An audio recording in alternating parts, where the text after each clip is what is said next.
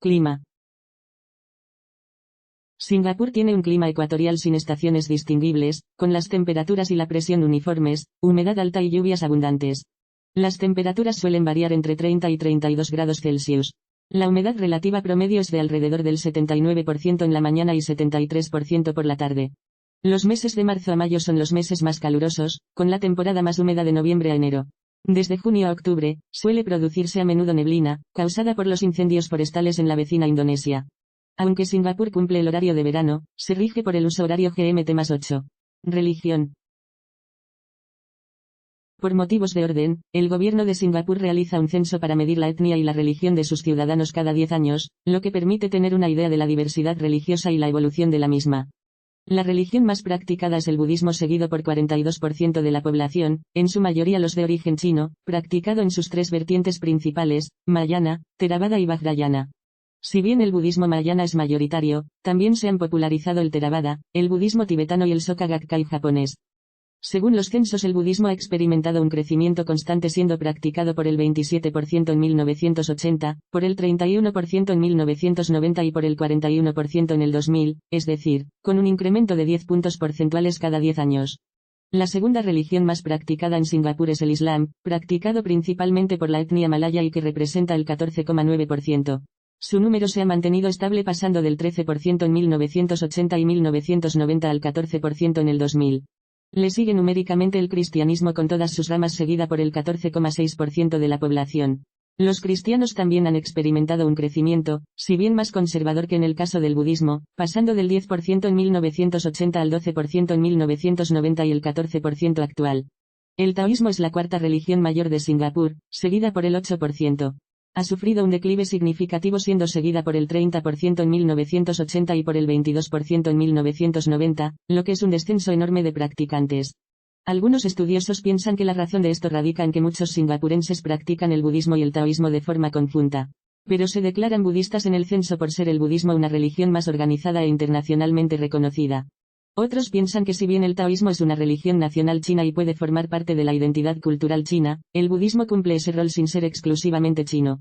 En todo caso, aun en la propia China continental el budismo tiene más seguidores que el taoísmo. Después del taoísmo, sigue en número de practicantes el hinduismo, que es seguido por el 4% de la población según el censo del 2000 y se mantiene estable. Además de estos grupos religiosos, existen minorías pequeñas de judíos, jainas, sijes y zoroastrianos.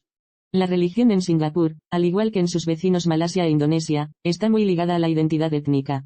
Así, la mayoría de chinos son budistas, la mayoría de malayos son musulmanes y la mayoría de indios son hindúes. Donde existe más diversidad es en la comunidad china que, aunque mayormente budista, también tiene entre sus miembros un buen número de cristianos y taoístas.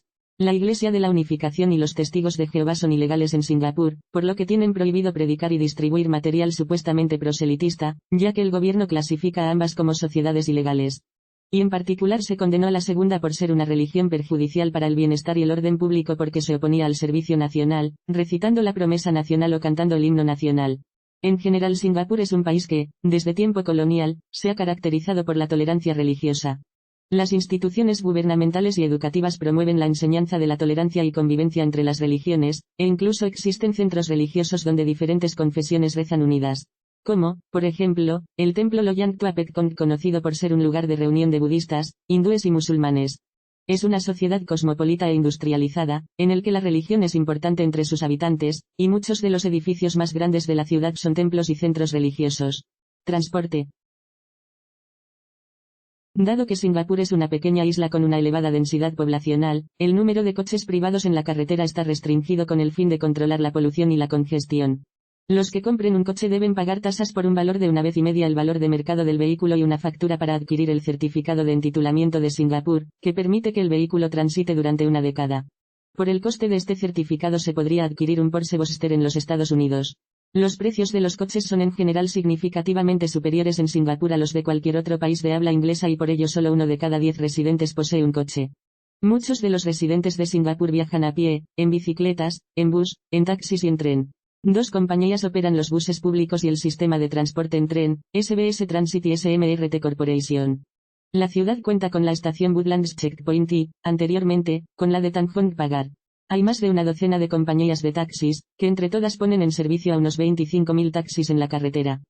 Los taxis son una forma popular de transporte público, ya que las tarifas son relativamente baratas en comparación con muchos otros países desarrollados. Singapur tiene una red de carreteras que abarca 3.356 kilómetros, que incluye 161 kilómetros de autovías. El esquema de licencias del área de Singapur, implementado en 1975, se convirtió en el primer esquema del mundo de precio por congestión. E incluía otras medidas complementarias como unas cuotas de propiedad astringente de circulación y mejoras en el tránsito de masas. Actualizado en 1998 y modificando su nombre por Electronic Road Pricing, el sistema introdujo puestos de cobro electrónicos, detección electrónica y tecnología de vigilancia por video. Singapur es un gran nudo de transportes internacionales en Asia, marcado como punto de paso de muchas rutas comerciales marítimas y aéreas. El puerto de Singapur, gestionado por los operadores portuarios SAA International y Jurong Port, fue el segundo puerto con más tráfico del mundo en 2005 en términos de carga gestionada. Con 1.150 millones de toneladas brutas, y en términos de tráfico de contenedores, con 23,2 millones de contenedores de 20 pies. Es asimismo el segundo más importante del mundo, por detrás de Shanghái, en términos de toneladas de carga con 423 millones de toneladas gestionadas. Además, es el puerto con mayor número de operaciones de embarcaciones y el centro de repostaje más grande del mundo. Singapur es un centro de conexiones aéreas para el sureste de Asia y sirve como parada técnica en la ruta canguro entre Sídney y Londres. Hay 8 aeropuertos en el país, y el aeropuerto de Singapur Changi ostenta una red de 80 aerolíneas que conectan Singapur a 200 ciudades en 68 países. Ha sido designado como uno de los mejores aeropuertos internacionales por las revistas de viajes internacionales, incluyendo el galardón de mejor aeropuerto del mundo por primera vez en 2006 por Skytrax. La aerolínea nacional es Singapore Airlines. Demografía.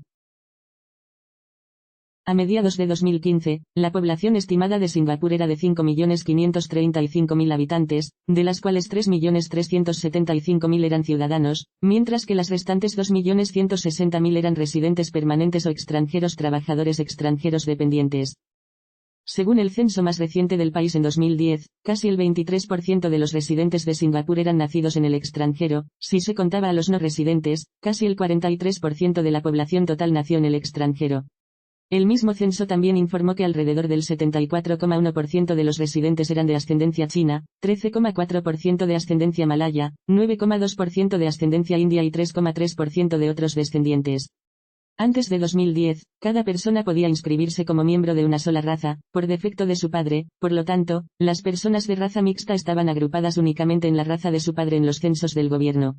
A partir de 2010, las personas pueden registrarse utilizando una clasificación multirracial, en la que pueden elegir una raza primaria y una secundaria, pero no más de 2.